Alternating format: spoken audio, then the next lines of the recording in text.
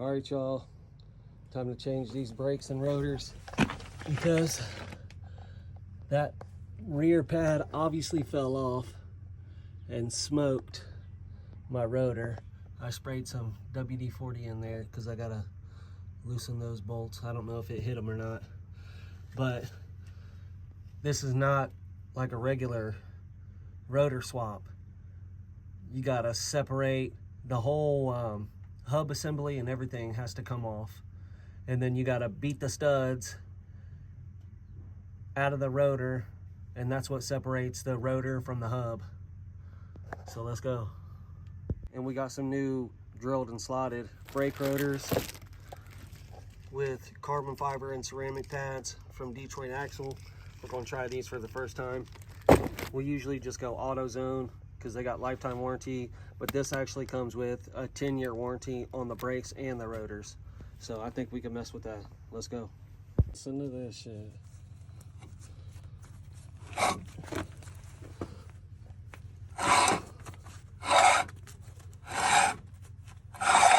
Damn. Let's see what it looks like. So outside pad, still got some pad off of there. Looks like it's pretty evenly worn. Looks good.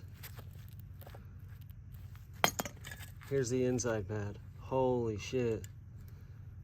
It's all fucked up. I've never had this happen to me ever before in my entire life. No, my mom's had some shit happen like this before, and my grandma and everybody else in the family has had some shit like this happen before, but never me. That's crazy. And the other side does not look like this at all. So what the fuck? Well, now we gotta take this off, take the 4 bolts off there, off the back of this off, knock the studs out, switch the rotor, put it all back together. Let's go. All right, hub's off. Now we gotta beat the rest of these studs out like we got this one out so that we can separate the rotor from the hub. Let's go. We can do this with one hand.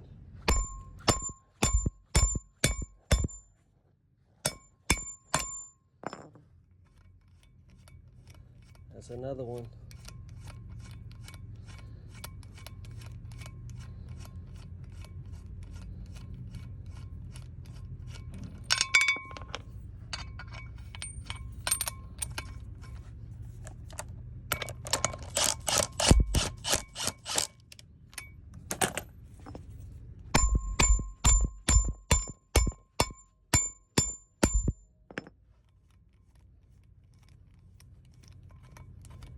It's not super hard, it's just time consuming.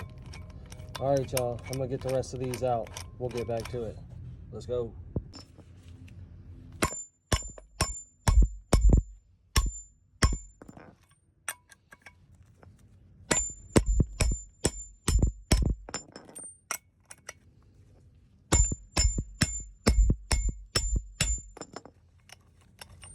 That's it, they're all done.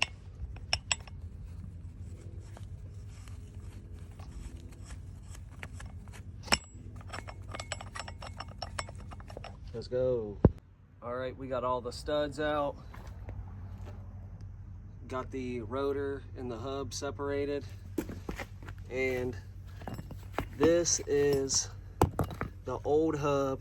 Nothing wrong with this hub, but a little while back, maybe like 4 months ago, I switched the passenger side to a Timken hub, wheel bearing and hub assembly. So why I got this far apart, I'm just gonna go ahead and slap this new Timken wheel bearing and hub assembly in.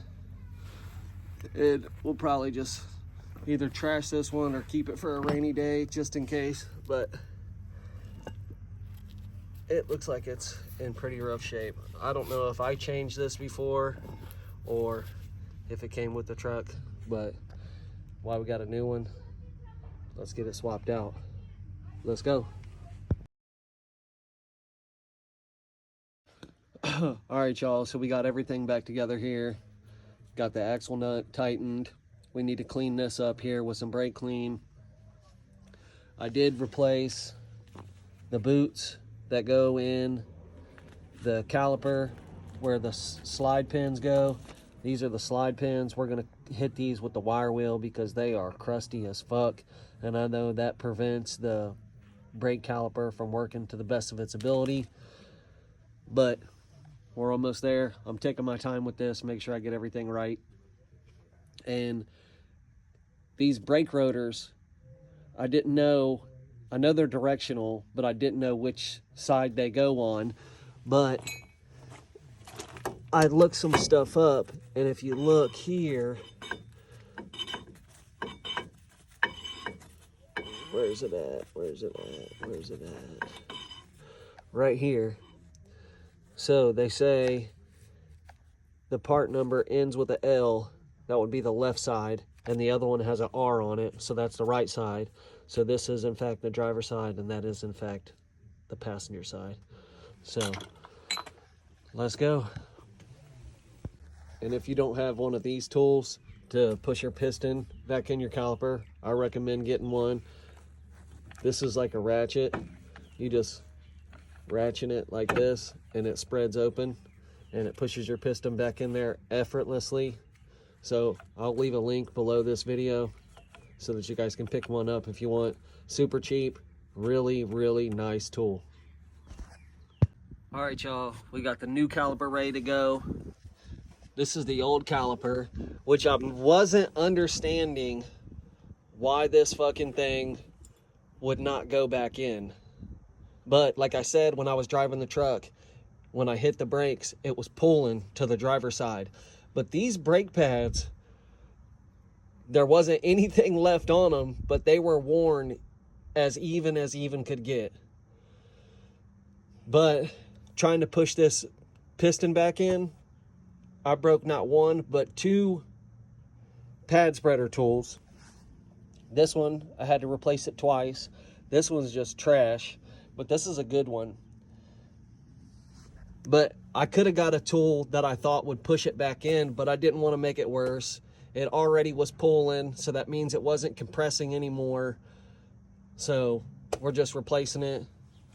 We're replacing the rotor, replacing the pads with the drilled and slotted shit. Now let's get this one going. Driver side's done. Yeah, driver side's done. This one went back together super easy. Didn't fight me at all. Now let's see if we can say the same thing about the passenger side. Let's go. All right, we're more than halfway through the passenger side, and this is the shittiest part, having to take the whole hub off of the axle shaft. Axle shaft looks good. Studs are knocked out. We're reusing this bearing, wheel bearing, because this is a Timken wheel bearing, and this thing's still pretty much new. It was on there well before I put the other Timken bearing on that side. But nothing wrong with this one, but you can feel the difference of how much stiffer this one is and how free this one spins. So the Timken bearings are definitely the way to go. All right, now let's get this fucker back together. Let's go.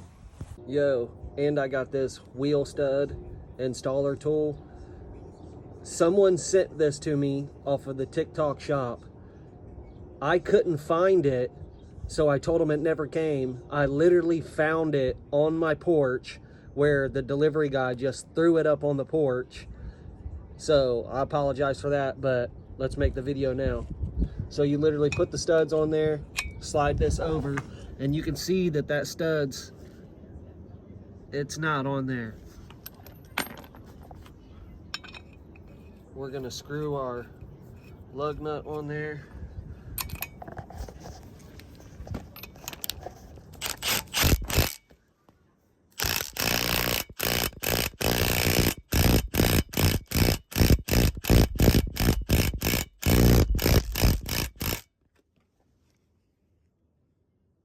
And now she's on there.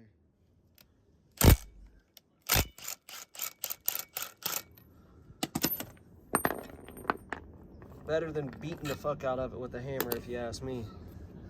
I'll leave a link for this down below, I guess, too, if I still have one. Let's go. Man, this stud installer makes quick work of putting those studs back in. I'm telling you, y'all gotta get one of these. I'm so glad I found this on my porch. Let's go. Got it all back together. Just gotta get the pads and the caliper back on. Spinning nice. Spinning nice. Let's go, y'all. There it is, y'all. Everything back together and working how it should. Just gotta clean this shit off from where I touched it with my dirty hands to get the wheel bearing and shit back on the axle. But it's a wrap, y'all. Let's go. All right, y'all, it's time to bleed the brakes here.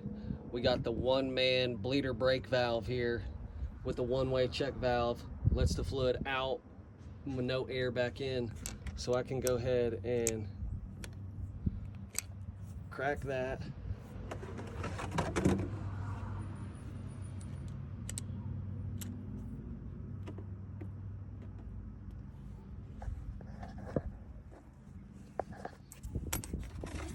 We'll set a bottle up here.